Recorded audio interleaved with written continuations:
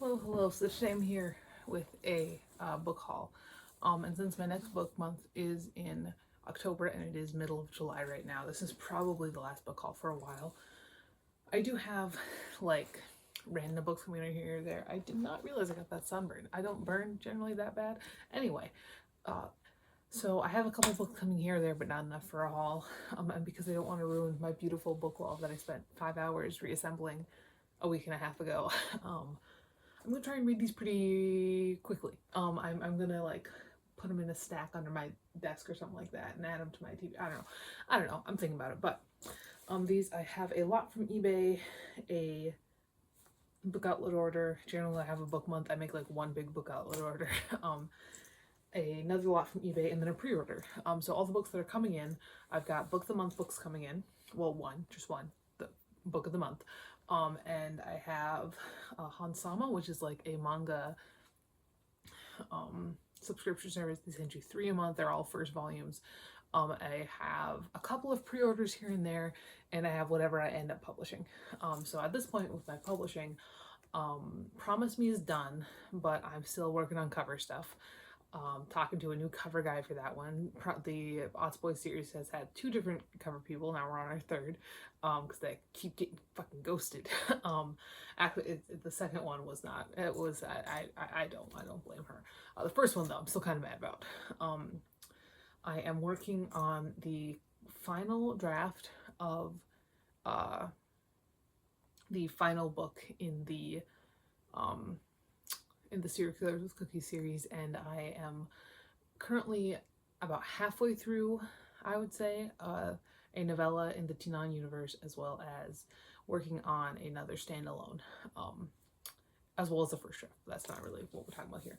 Anyway, the books. So the first lot of books was really a lot like children's books and young adults. So we've got Mockingjay by Suzanne Collins. I haven't read this book in a long time. I don't think I've read any of the Hunger Games books in a long time, but I was just the right age for these when they were coming out. I mean, like I went to like Catching Fire midnight release movie with like a bunch of friends when I was in high school. And I remember vaguely liking this one. I remember being really mad about Finnick, but there's that. We've also got Holes, which my classroom has about 1,000 copies of. But I'll reread it and get 1,001 copies. 15 by Beverly Cleary, which I have never actually read. I'm much more familiar with Beverly Cleary's like children's books. I believe this is more of a young adult book.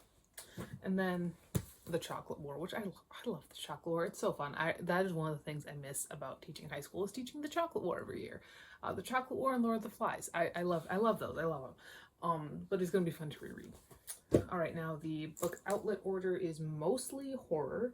And they're all so nice and pretty. Like I buy so many used books that when I get these like new nice and pretty ones, I'm like, oh, this is so nice. It's very pretty. I got the Paul Bears Club by Paul Tremblay. So I read Cabin at the End of the World, and it was all right. I mean, I didn't like it as much as I thought I would. I do have the DVD now, and it is sitting in my box that I have, just waiting to haul it. But I'm interested. I've heard that his books are really, especially this one, is really kind of pretentious and kind of dumb, and I'm kind of into that. Like as a horror lover who did get a degree in English literature, I'm kind of pretentious and kind of dumb, so I'm excited about that. All right, I have Schrader's Chord by Scott Leeds, and for a lot of these, I didn't really know what they were about. I just was like browsing on the horror section of Book Outlet, but this one looks like it is music related, both based on the word chord and the fact that this is like a vinyl record. It's thick, it's nice and thick, so that's very exciting. We got Seattle, Family Record Store. Ooh, so it's like a Deathgasm thing where they like play the record and then like there's a horror happening. Fun times.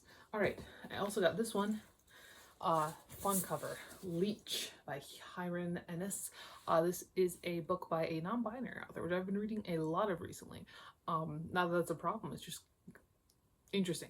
It's just a weird demographic that I've been reading a lot of recently. They're very prominent in horror spaces, like as queerness kind of is in general. Anyway, Leech, what's this about? Oh, an isolated chateau.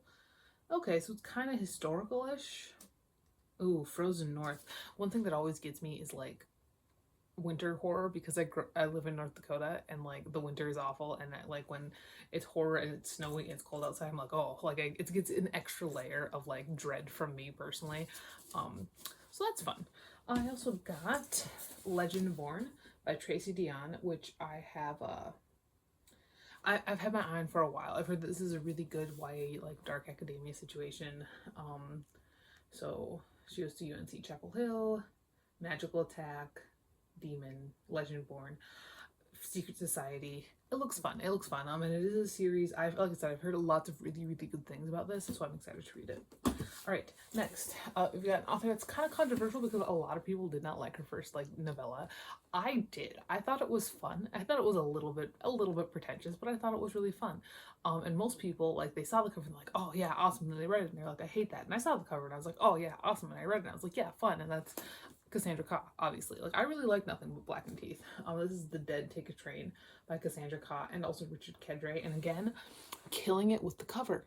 Oh my god, what is this? It's wonderful. So this is, oh my god, that is a first sentence of a synopsis there. Julie is a coked up, burnt out 30-year-old whose only retirement plan is dying early. So that's gonna be fun. I'm not even gonna read the rest of that synopsis because that's all I need.